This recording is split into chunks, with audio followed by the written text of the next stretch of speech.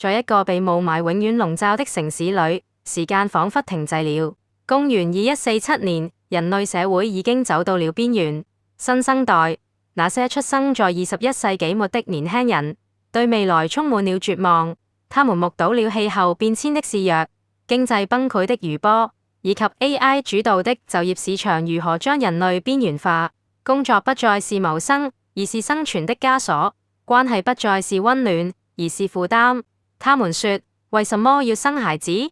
讓他們來承受這個爛攤子。生育率直線下降，人口老化如雪崩般襲來。政府，一個由精英和 AI 共同運作的永續委員會，不得不出手。他們建立了新生計劃，用先進的基因合成器從捐贈的 DNA 庫中製造嬰兒。這些機器無親、無痛、無情，無需人類參與，就能生產出完美的後代。嬰兒被送進育成中心，由機器人和 AI 看護師撫養，從搖籃到成年，一應俱全。中心宣稱，我們給予他們最好的教育、最優的基因、最安全的環境。但在這些孩子眼中，這只是另一種牢籠。海是其中之一。他出生在育成中心編號 A47 的培養艙裏，編號 K1024。他的生日是中心 AI 系統隨機分配的日期，2130年5月15日。現在他即將滿18歲，準備畢業，離開中心，進入外面的世界。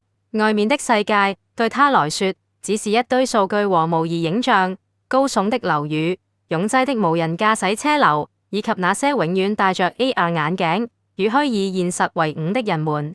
海躺在他的單人艙室裏，盯着天花板上的投影熒幕，熒幕顯示着今天的課程、社會適應模擬。他應該在學習如何在城市中找工作、租房、社交，但他的腦海裏總是回蕩着一個問題：我的 DNA 從哪裏來？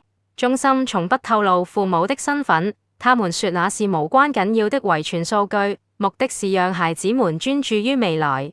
但海不信，他感覺自己像個拼湊的玩具，缺少了某塊拼圖。海，注意力集中。AI 看護師的聲音從牆壁揚聲器傳來，柔和卻不容置疑。你的離開評估即將開始。海嘆了口氣，坐起身來。他的艙室乾淨得像手術室，白色的牆壁，自動調節的燈光，一張多功能床鋪，沒有個人物品，因為中心相信依戀是弱點。他走進公共區，那裡有其他即將畢業的孩子在模擬社交遊戲，他們的臉上掛着相同的空洞、無力、無趣、無助。嘿，海！一個女孩走過來，她叫莉亞，編號 L789。她是少數讓海感覺有點人味的朋友。聽說你又在問 DNA 的事，別想了，中心不會告訴你的。海聳聳肩，為什麼不？我們不是機器，我們有權知道自己從哪來。莉亞笑了笑，但眼睛裡沒有光彩。知道又怎樣？外面的人都不想生我們這種合成品，他們說我們是政府的道具，用來填補勞動力空缺。他低聲說：我聽說有些孩子出去後，很快就自毀了，無法適應。海的心沉了下去，他想象自己走在街上，沒有家人，沒有根源，只有一張身份晶片，證明他是合格公民。未來工作在 AI 工廠，組裝更多機器，或者加入虛擬娛樂產業，當個永遠在線的內容生產者。無聊透頂。那天晚上，海偷偷溜進中心的資料庫室。他知道這是禁忌，但好奇心像蟲子般啃噬着他。資料庫室由生物識別所守護，但他從一個老舊的維修機器人那裡學會了繞過方法。中心總有漏洞，畢竟他們是由人類設計的。房間裡，螢幕閃爍着藍光。海輸入他的編號 K1024，系統回應訪問受限，僅限行政人員。但他不死心，用莉亞教他的黑客小技巧，一個從舊網路上學來的腳本，破解了初步防火牆。螢幕亮起 ，DNA 來源捐贈者 A 未知，捐贈者 B 未知，合成模式優化基因組，增強適應力和智力未知。海喃喃自語：這算什麼？突然警報響起 ，AI 看護師的聲音回蕩：入侵檢測。K1024返回艙室，海逃了回去，但心裏種下了種子。他決定在離開前一定要找出真相。第二天離開評估開始，中心主任一個半人半機的女人叫艾娃博士，她有機械手臂和植入式眼睛，看起來像從舊科幻電影裏走出來。海，你的分數優秀，她說，聲音機械般平穩。你將被分配到城市東區，工作在 AI 維護部門。恭喜！海盯着他，博士，我有個問題，我的父母是誰？艾娃的眼睛閃爍，無關緊要，你的基因是完美的合成，但我感覺不完整。海堅持，外面的人都有故事，有家族，我呢？艾娃息，或許是無疑的嘆息。孩子，這是為了保護你們。捐贈者大多是匿名，有些是名人，有些是罪犯。我們不希望你們被過去綁住。海的心跳加速。罪犯？那我的可能是夠了。艾娃打斷，準備離開吧。但海沒放棄。那晚，他聯絡了利亞和其他幾個朋友，他們組成一個小組，在中心的地下通道會面。那是維修機器人的地盤，監控較少。我們一起查。利亞說：我聽說有個舊資料庫在中心外圍，需要克進城市網路。他們計劃了。海負責駭客，利亞提供密碼，一個叫托的男孩負責掩護。托是個大塊頭，基因優化了體力，但腦袋簡單。為什麼要知道？托問。知道後，我們還是得出去工作，因為海說，如果不知道自己從哪來，怎麼知道要去哪？他們行動了，溜出中心，進入城市的邊緣地帶。外面是灰色的街道，無人車呼嘯而過，人們低頭走路，戴着面罩防霧霾。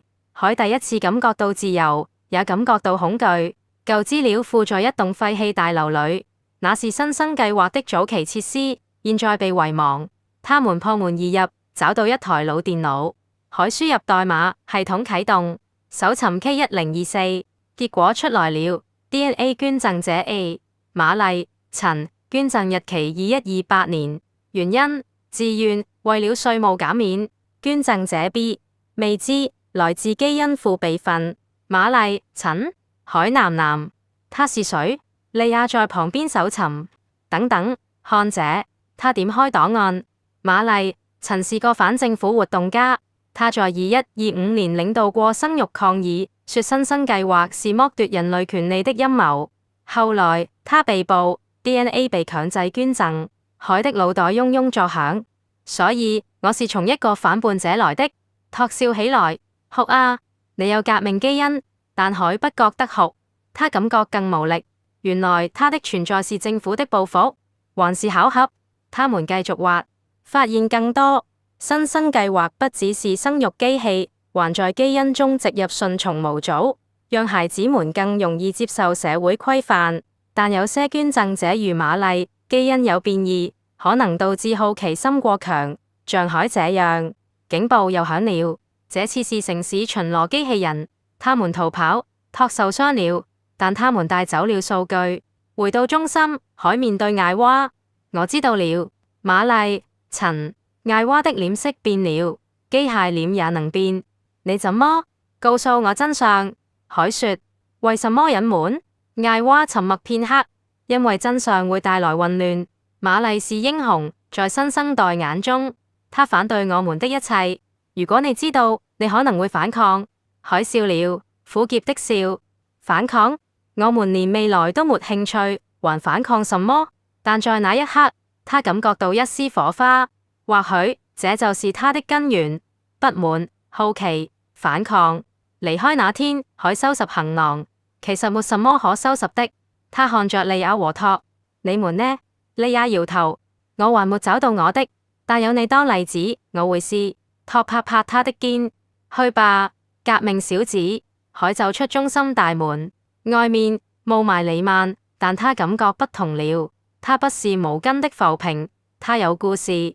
瑪麗陳的故事，他走進城市，第一次抬頭看天。未來還是無力，但現在他有個起點。或許他能改變點什麼，或許不，但至少他知道自己從哪來。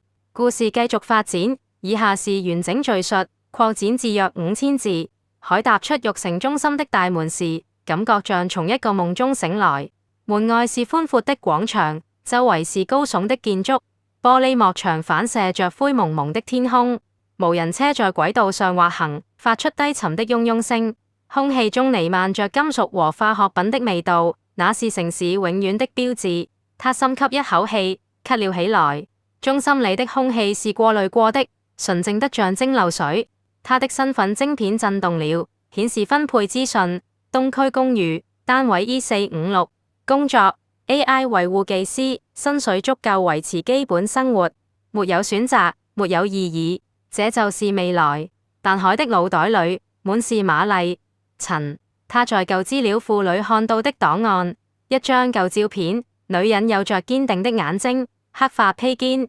她手持標語：生育是權利，不是義務。背景是抗議人群，警察機器人噴射催淚瓦斯。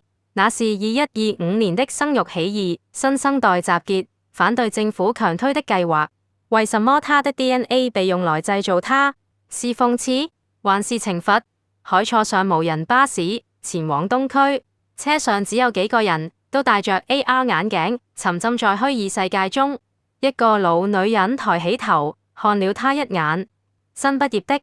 他問，聲音沙啞。凱點頭，是。小心點，孩子，外面不是中心那樣安全。他說完，又低頭進入了他的虛擬泡泡。公寓是個標準模組，小房間、廚房機器人、投影牆。凱坐下，啟動個人終端。他本該休息，但好奇心驅使他搜尋瑪麗、陳。網路防火牆擋住了大部分資訊，但凱用中心學的技巧繞過。瑪麗、陳。生於2098年，職業社會學家。他在起義中被捕，判處終身監禁。但檔案說他在2130年自願捐贈 DNA。同年他出生了。自願？凱嗤之以鼻，明顯是強迫。他找到一個地下論壇，隱藏在暗網中，貼紙討論新生計劃的陰暗面。那些孩子是實驗品，基因裡有控制碼。我認識一個，出去後崩潰了，自殺。凱的心涼了。他聯絡利亞，透過加密信息，我找到了更多。他是英雄。利亞回覆：小心，政府在監控。工作第一天，凱報到 AI 工廠，主管是個胖子，叫馬克。人類，但眼睛裡有植入晶片。你的任務，維修 AI 臂，簡單。他說，工廠是巨大的倉庫。機器手臂飛舞，組裝更多機器。凱戴上手套，開始工作，但他的腦袋不在這裡。他想着瑪麗，如果他還活着呢？下班後，他去圖書館，一個罕見的實體場所。大多數人用虛擬圖書館，但這裡有舊書，小監控。